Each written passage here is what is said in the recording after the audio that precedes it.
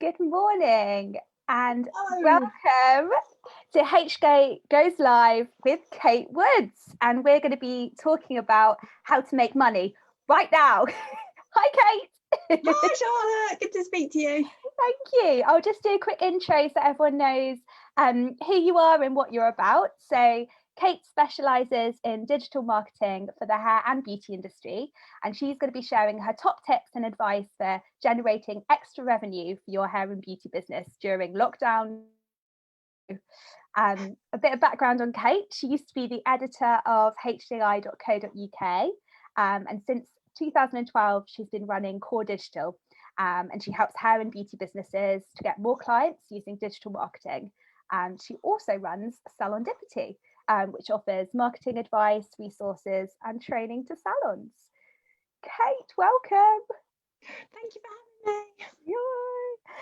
having me. So let's kick things off with where we are now. So another lockdown in England. So why should salons kind of set up an online store right now? Why is that a good way to make money right now?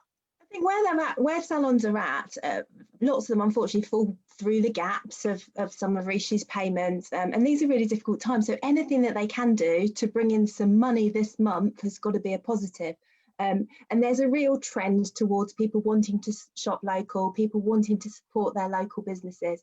So having an online store just gives them a really easy way to support you and for you to support them, because ultimately people at the moment are looking for, they still want to look good, they definitely want to feel good, and there's always the lipstick effect, isn't there? And this is stuff that they can afford at a time when they can't necessarily make the big splashing out purchases. And they want to support you as well. So give them what they want. And an online store is a really, really easy way to do that. And so I think maybe a barrier to creating an online store is that kind of people are a bit scared and they think it's going to be really complicated. How easy is it to create an online store? So do you know what? There's two options that you go down. The one is that you get a techie to do it for you, and that's fine. The second option, if you are relatively tech savvy, like if you do update your own website and those sorts of things, then it is something that you can do yourself.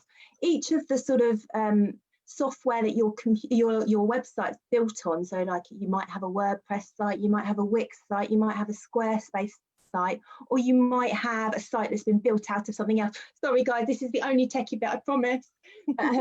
But if whatever your site is built on, most of those now have a shopping platform that can easily be added and installed to it. So that bit of it is relatively easy. And actually for most of them, they also have payment processing systems that can just be plugged in. So it even takes like the stress and the hassle out of that bit. The real thing with building a shop is it's like anything else really, is it's all about the planning. So it's about a case of thinking about, right, what do we want people to buy? What do we want it to look like? And those sorts of things. And you're really lucky as hair and beauty businesses because you're selling it all day, every day. So you know what your products are, you know how to talk about them. So you kind of, you've got a head start. Yeah. And I guess with Black Friday coming up, it's a really great time to be getting onto the online shop and running promotions and that kind of thing. What kind of grabs people's attention? What promotions work when it comes to Black Friday deals? Okay, Black Friday, more than any other time of the year, people want an offer. One thing I will say is the hair and beauty industries, for a long time, you've had lots of coaching telling you do not discount, discounting is bad for the industry. What you need to remember is right now we're in a different place to we have ever been in. I ran a survey last month across clients to find out what would encourage them back into the salons, and the things that they spoke about being a barrier were price and were location. So for the first time ever, I wouldn't be afraid to be running discounts, is one thing I'd say. In terms of Black Friday offers, what I would be looking at doing, it would be gift vouchers, but I would be looking at gift vouchers for 2021. And I would be looking at giving them something as an added incentive. And staggered works quite well. So for example, if you are buying £25 worth of gift vouchers, you can get £30 worth of gift vouchers. If you're buying 50, you can get 70. If you're buying 100, you can get 125. Just those little increases that you get more for less. Lots of salons and beauty businesses do their vouchers by services. So if your vouchers are by services, then what are the little add-ons that you can include? Now, what I will say about that is you might be sitting here thinking, well, I can't do add-ons right now because actually they can only see one person during their service, so they can't have their nails done while they're waiting for their colour to set or whatever process, whatever. But what we do need to remember is we've had some really good news this week. There is a vaccine on the horizon. There is a bright light at the end of the tunnel. So actually you can start to think about those added extras again. And that's the way that I would be looking at Black Friday offers. Cool. And what about paid for consultation services? Yeah, this is another thing that I really, really like. I think you are about it. Pardon? Look how happy you are. No, but do you know what? It's about taking things from other industries and making them work for you. Yeah. And actually, online shopping, personal shopping's kind of been doing the sort of service that we're going to talk about for a long time. Yeah. What I would do is I would call it a personalised hair or beauty experience, a VIP service. And what I would do is I would set it up so that there are specific services you're offering. So with hair, that might be how to do the perfect blow dry. That might be how to do a hair up or a specific hair up or something. Where with beauty, that's more likely to be nails or makeup in this case. Nails, I think there's risks attached to, but more likely to be makeup. And what you're going to do is you are going to start off with checking that they've got everything that they're going to need to make it work. So, for example, the tools that they need, so they'll need to be set up in advance. Then your session will begin with a consultation where you'll talk to them about whatever the service that you're going to be teaching them is, and get to know them better and get to know the products or whatever that are going to benefit them in the long term. Then you're going to teach them how to do that service. Then you're going to give them some of the money back in products, which they're then going to buy to do the service. And it's just about upskilling them and showing them your value. What I would say about doing something like this is take the time over it. Don't go, you've got an hour. Actually, if after an hour they still haven't mastered what you're teaching them, then give them a little bit longer. It's got to feel like it's an experience where you're giving them one-to-one. It's not something that they can just get from YouTube. You're giving them your skills and your expertise, and you're building that relationship with them.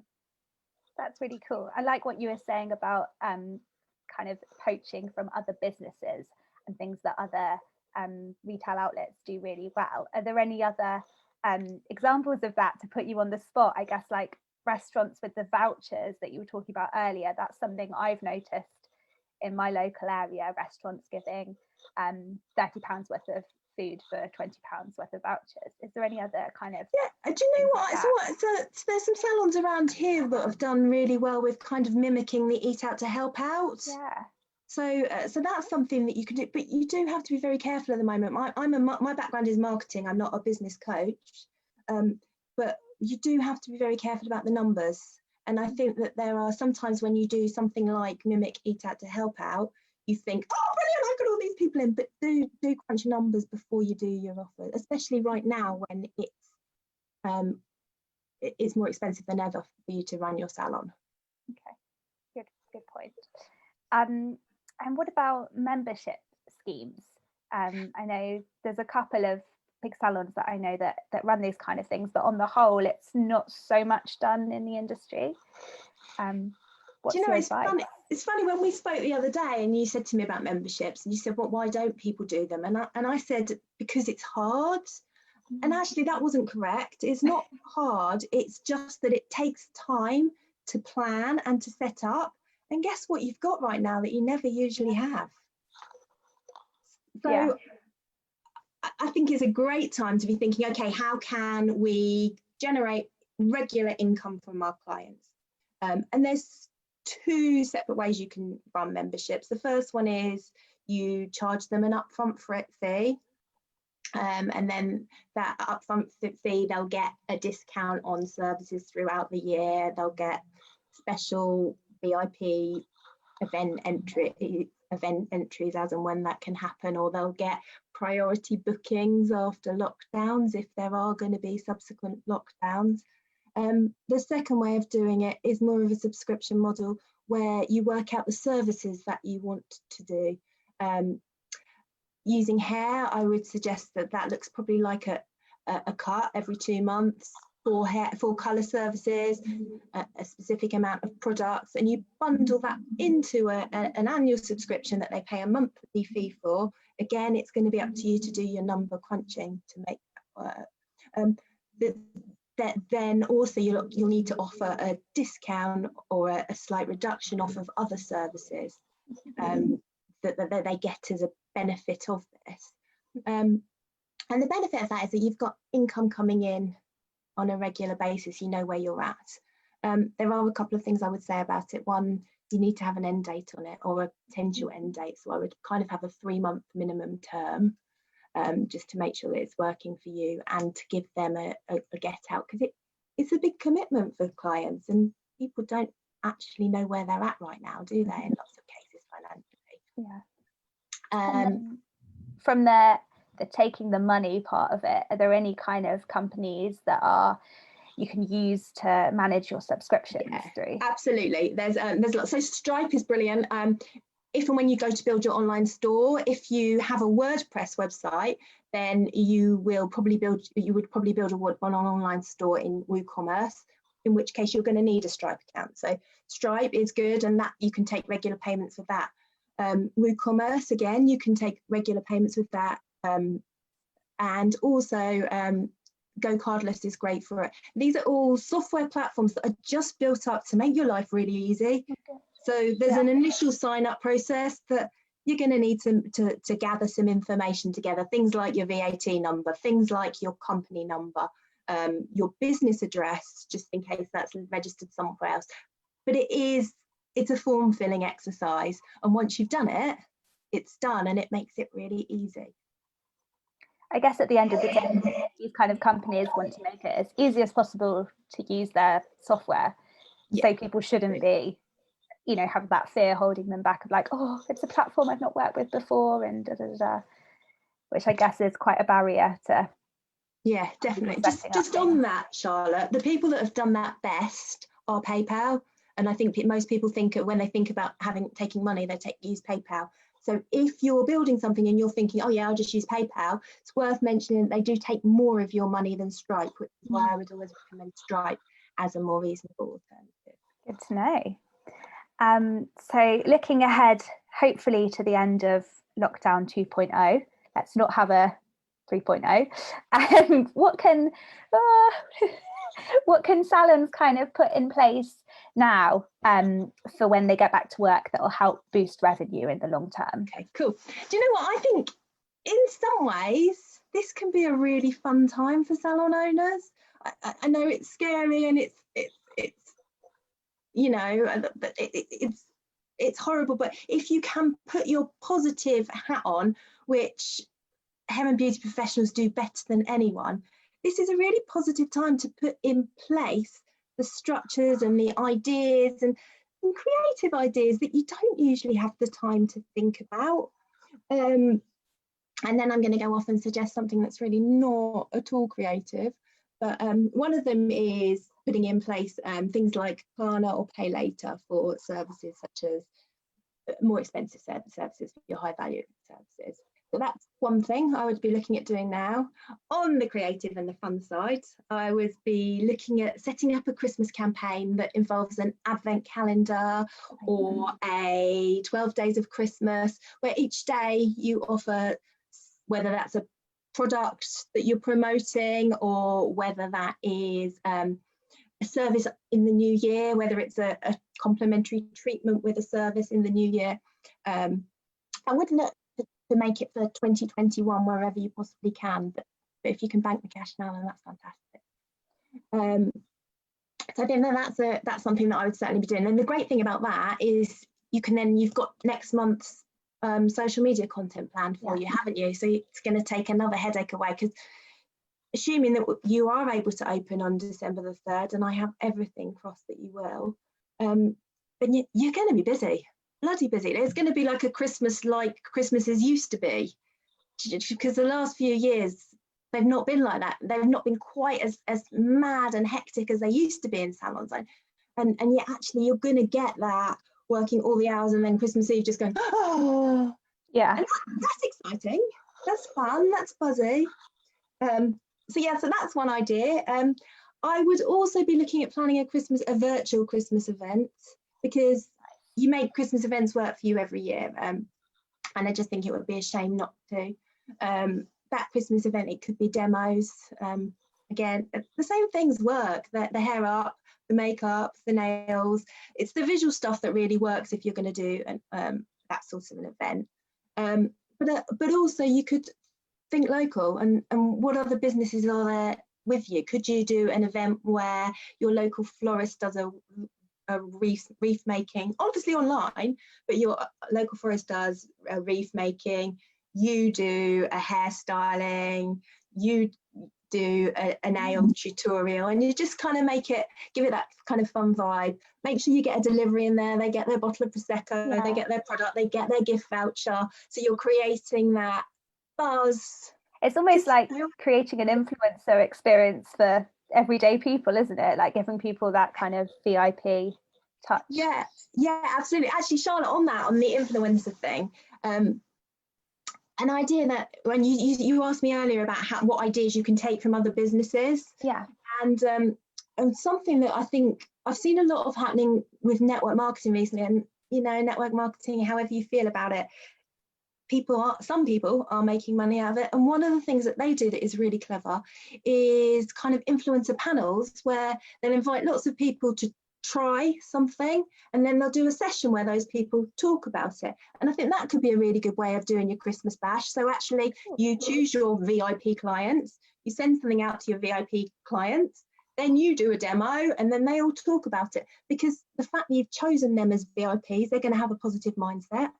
And actually then you're going to get that buzzy, them going, yeah, this is brilliant, oh, I love that, it was whatever. And I think that's a really good way of running a Christmas event. Ooh, yeah, that sounds really good. We've got some questions and some feedback from people. So can I just do one more thing? Christmas cards. They're kind of something that's gone out of the window a little bit, or your online booking software sends out your email so you don't need to do it anymore. But if you have budget to spare this year, physical Christmas cards is a really good idea. And also what I would include in that is I'd have this nice Christmas card that you've had done that's got some reference to your salon, and if you can write a personal note, then that'd be really nice, or just make sure you sign it. But what you could then also do is include in there a little refer a friend Christmas card that they can then pass on to someone. And I think that's something that I would be doing this month if it was me. Do you think people put enough, salon and beauty businesses put enough weight on referral schemes? And that kind of I really don't. And I think the biggest mistake people make is not asking. Right now, like we've spoken about Shop Local and how people want to support their local businesses. As a personal example from where I'm at right now, is I'm paying a lot of money for my yoga classes, thinking I can't really afford this, and actually I could sign up for a 30 quid for the year, but actually I don't want them to go out of business. Yeah. So and that's the level that's of loyalty to local businesses that people have right now. I might have belittled things there, because I know that there are lots of people that are also in a desperate situation, so I don't want to seem like I'm belittling anything, but the people that can support you want to support you. So yeah, definitely, and referrals are always the most cost-effective way of generating business. I love the Christmas card idea. That's really nice. Like physical Christmas cards. Oh, miss them. So yeah, just a couple of messages that we've got in. Just people supporting your Black Friday offers and gift vouchers, and saying that works really, really well for them. I have got a question about Stripe, which you might not be able to answer, but Gillian Elizabeth says, do you know what percentage Stripe charges? Yeah, I do. I think it's 2.2. Okay, cool. It's 2.2, and then there's a plus. So there's an initial plus fee. But so as soon as you get into kind of £100, actually it's like £1 the difference between Stripe and PayPal. So it's, yeah. Makes sense. Thanks. You're just a fount of all knowledge. I was like, oh, I'm going to be putting Kate on the spot here with that question, but nope.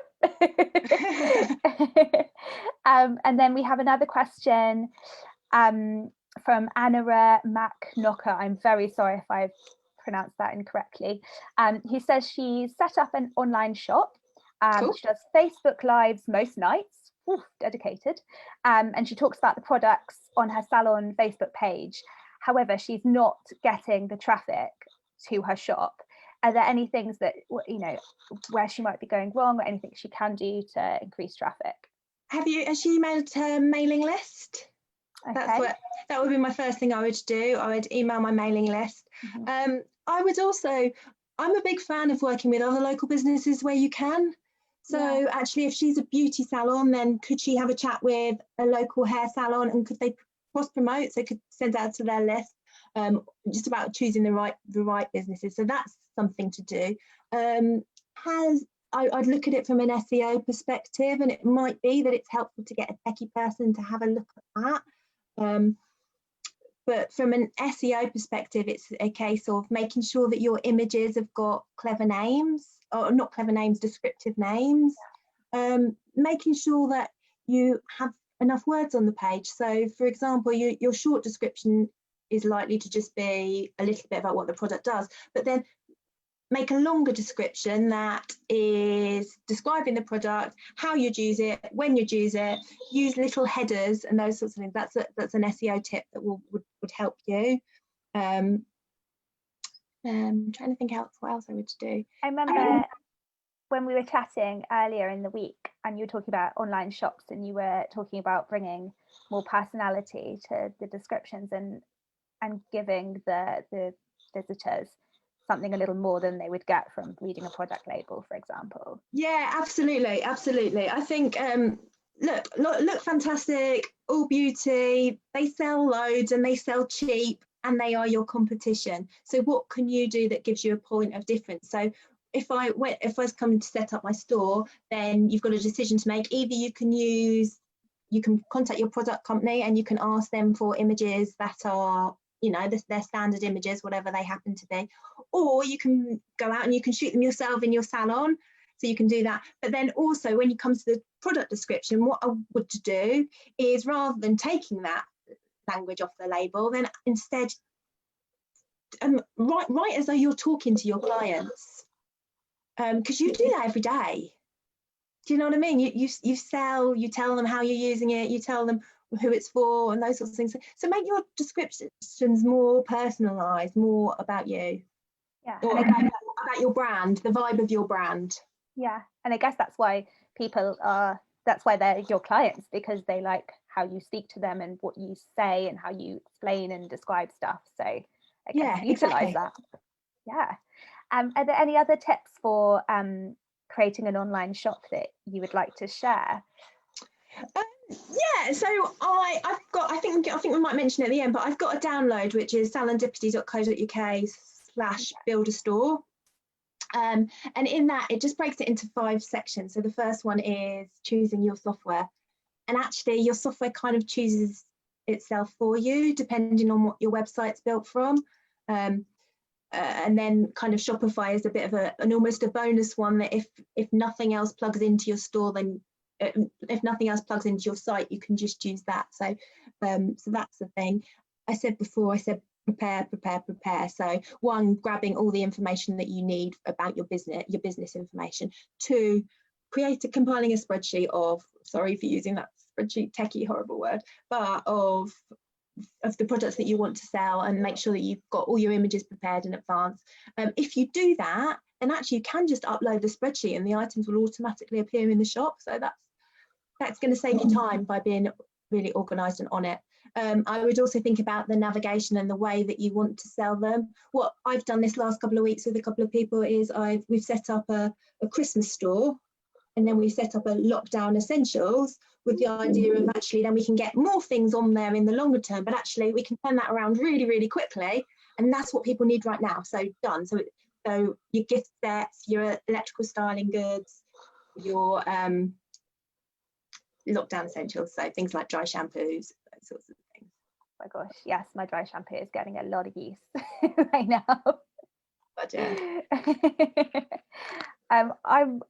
I think one thing that I've taken from this talk is a sense of excitement that I think, judging by like the title of the talk, people might have thought, oh my god, there's all these things I need to do, and like get a bit overwhelmed with making money right now. But actually what you've brought to it and shown is that it is a really exciting time, like you said, and look, this lockdown can be the space that you need to start these new projects.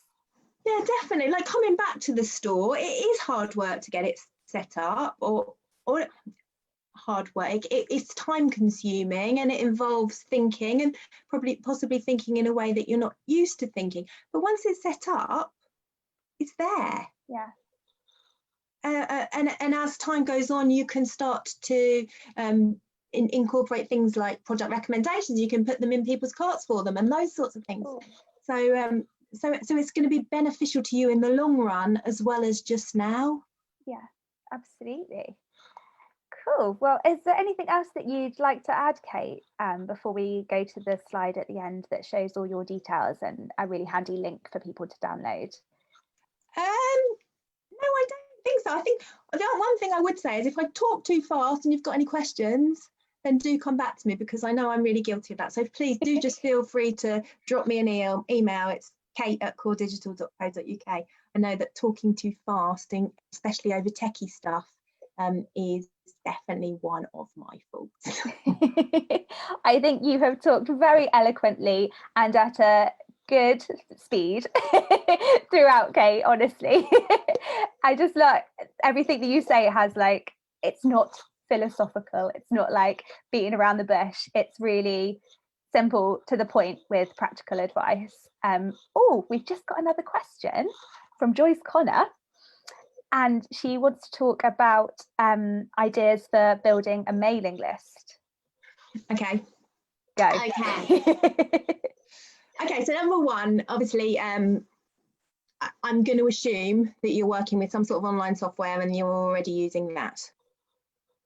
Number two, we've spoken about it a few times, is other local businesses. How can you pair up with them, and what can you do to so that they send something out to your mailing list that encourages them to join, and vice versa. Number three is Facebook advertising, which is also Instagram advertising. What can you do? So that could be a competition that is probably giving away something more like kind of a styling service or something. It's not about getting them into the salon, it's just about getting those email addresses. You do need to make sure that you GDPR that appropriately, but Facebook will help you to do that essentially when you do that. But that is something that I would do, like lead generation ads that way. At the moment, I'm running a competition with somebody that's completely unrelated, with a client that's completely unrelated to what they do. We're running a photographic competition just so we can get some local tagging and those sorts of things. But that's something that I'm doing Facebook advertising behind, so that they can reach a clientele that they probably wouldn't usually reach. In terms of generating your list as well, offline marketing things are about getting people into the salon, but as soon as you've got them into the salon, then you're going to add them to your list. So I would never be scared of a mail drop, as long as you make it attractive to the client. Yeah. I'm trying to think else. How else would I build a list?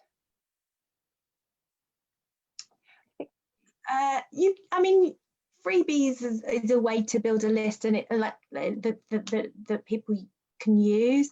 But actually, what can you offer for free? Do you want to pay people to be on your list?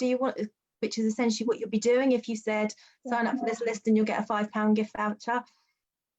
There's pluses and minuses. For you to do that, you need to have a look at your list and go, okay, what is a person on my list worth to me?